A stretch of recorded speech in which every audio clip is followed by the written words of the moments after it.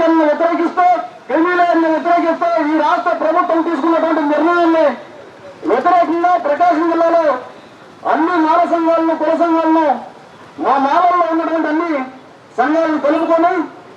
ఈ యొక్క ఒంగోలు మహాధరణ కార్యక్రమాన్ని చేపట్టడం జరిగింది.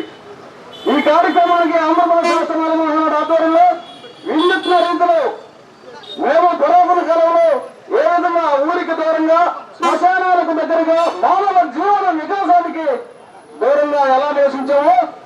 ఆ యొక్క జీవనాధారంతో అంటరానితనంతో అస్పృశ్యతతో మరి వివక్షతతో ఊరికి దూరంగా ఏ విధంగా ఉన్నామో ఆ వేషధారంతో ఈరోజు మనం వీళ్ళు శిబిరానికి వచ్చి మాల మహానాడు తరఫున వీరు చేసేటటువంటి ధర్నా కార్యక్రమానికి సంపూర్ణత సంఘీభావం తెలియజేస్తూ మద్దతును ప్రకటించడం జరిగింది. అయితే ఏదైతే స్వతంత్రం రాకముందో రాజ్యాంగం అమల్లోకి రాకముందో మన భారతదేశంలో తినడానికి తిండి లేక ఉండడానికి ఇల్లు లేక వేసుకోవడానికి బట్టలు లేక చేసుకొని తినడానికి పని లేక ఊరికి దూరంగా ఉంటూ మానవ జీవన వికాసానికి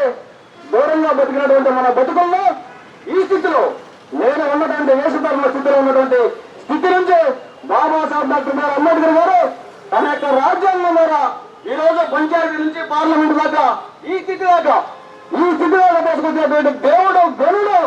ఈ దేశంలో బాబాసాహెబ్ డాక్టర్ బిఆర్ అంబేద్కర్ గారు. అయితే ఈ దేశంలో ఉన్నటువంటి వర్గీకరణ వాదులకు తెలియట్లా ఈ యొక్క మతానువాదుల పిచ్చిలో పడి వల్ల పడి మనవాదుల పార్టీ పంచం చేరి వర్గీకరణ వాదులు వర్గీకరణ కావాలా మాకు అని వారి పంచం చేరి